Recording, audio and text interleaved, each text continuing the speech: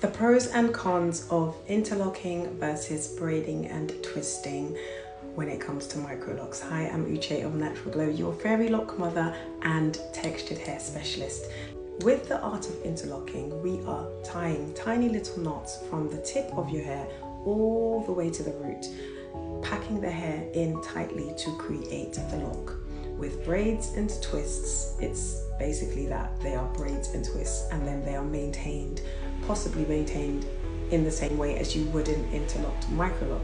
What is different is that with a microlock, because the hair is tightly packed in, you don't get as much shrinkage as you would with braids or twists. You also don't get as much slippage as you would with braids or twists because of the nature of the interlock. It's tightly packed in. It doesn't have anywhere to go but to start the locking process. Whereas with twists, for instance, because it's only 2 strands, when water touches it, it expands and there is way more air within that microlock. So it takes a lot longer for it to finally do this, fuse together and form.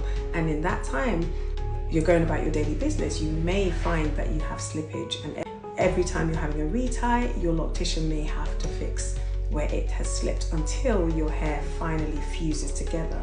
With braids, because there are 3 strands, it's less likely to slip as much as twists.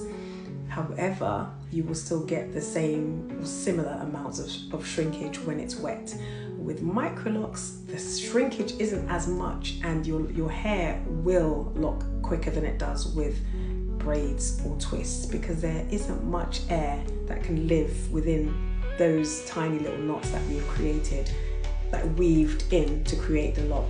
So people tend to go for the interlocked method more because A, your hair locks quicker, B, the shrinkage isn't as much as it would be with braids or twists. You can probably wash your hair quite freely. Obviously, at the early stages, you would have to braid and band for all 3 methods, but braiding and banding tends to stop much sooner when you've gone with the interlocking method, because the hair has been, you haven't got any space within that lock for moisture to live for long, because moisture is basically what we need to limit in those early stages for the hair cuticle to stand open in order to latch onto other strands in order to create the lock that is going to be there basically until further notice.